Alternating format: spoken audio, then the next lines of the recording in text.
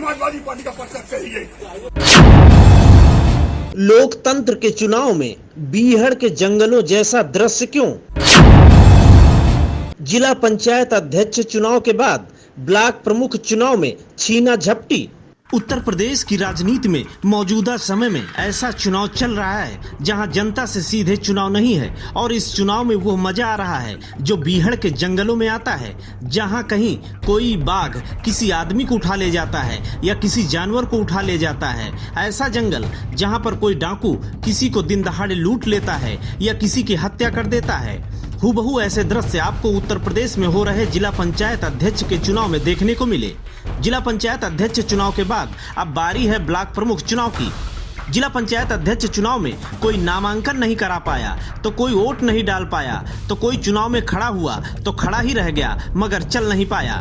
तमाम सारी विभत्स तस्वीरें मीडिया के सामने भी आई, लेकिन उन तस्वीरों से किसी ने लोकतंत्र की हत्या की परिभाषा गढ़ी तो किसी ने सत्ताधारी पार्टी के लिए मास्टर स्ट्रोक भी बताया।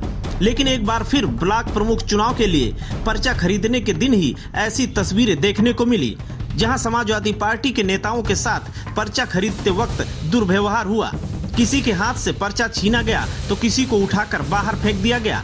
लेकिन जहां ये वाकया घटित हुए वहां के अधिकारी, वहां पुलिस के जवान भी मौजूद थे। आखिर अपना वो कौन सा कर्तव्य निभा रहे थे जिससे कि उनको रात की नींद आ सके? जिला पंचायत अध्यक्ष चुनाव में भारतीय जनता पार्टी ने बाजी मारी, लेकिन ब्लॉक प्रमुख चुनाव में तमाम सारे बड़े नेताओं के अपने लोग फिट होने की फिराक में हैं। ऐसे में प्रशासन का दुरुपयोग खुलकर किया जा रहा है। जिस संविधान के लिए चुनाव कराए जा रहे हैं, दिन दहाड़े उसी संविधान की हत्या जारी है। देश का चुनाव आयोग निर्विरोध, निष्पक्ष और निश्चल चुनाव कराने का दावा करता है, लेकिन कुछ तस्वीरें हम आपको ऐसी दिखा रहे हैं जिसको देखने के बाद ना तो इस देश की सरकार को और ना ही चुनाव आयोग को हजम होंगी। हम आपको स्क्रीन पर दो तस्वीरें दिखा रहे हैं। एक तस्वीर देवरिया जिले की है जहां पर रुद्रपुर ब्लॉक पर ब्लॉक प्रमुख पद के लिए पर्चा खरीदने को लेकर पूर्व विधायक अनुग्रह नारायण सिंह उर्फ खोखा सिंह को बलपूर्वक पुलिस ने ब्लॉक परिसर से उठाकर बाहर फेंक दिया। और दूसरी तस्वीर कन्नौज जिले के छिबरा मऊ की है जहां बीजेपी प्रत्याशी बादाम पाल के गुंडों की गुंडई ऐसी कि सपा प्रत्याशी सुमन सिंह के हाथ से पर्चा भी छीन लिया, जबकि तमाम सारे पुलिस के जवान वहां दिख भी रहे, लेकिन उनके सामने ऐसी हरकत हुई कैसे? इन तस्वीरों के बाद शायद जीतने के बाद भी भारतीय जनता पार्टी को गर्व महसूस नहीं होगा, क्योंकि लोकतंत्र की जिस गद्दी के लिए चुनाव हो रहा, अगर उस गद्दी की लड़ाई में लोकतंत्र ही छलनी हो जाए तो फिर ये बेहद शर्म की बात है। Bureau report, Ashok Kumar Yadav, INF, Uttar Pradesh.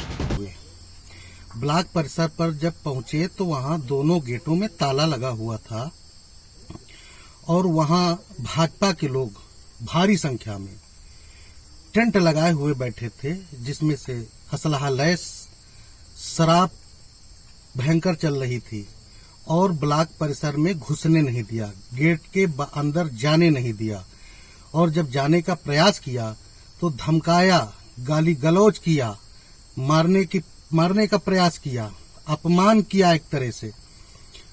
उसके बाद भी मैं डटा रहा, अंदर जाने नहीं दिया। वहां पे कोई हमको अधिकारी कर्मचारी दिखाई नहीं पड़ा। उसके बाद 3 बजे तक मैं गेट पे खड़ा रहा।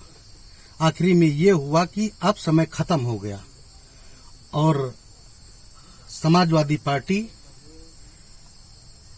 का कोई भी कार्यकर्ता हमारे साथ आज दिखाई नहीं दिया।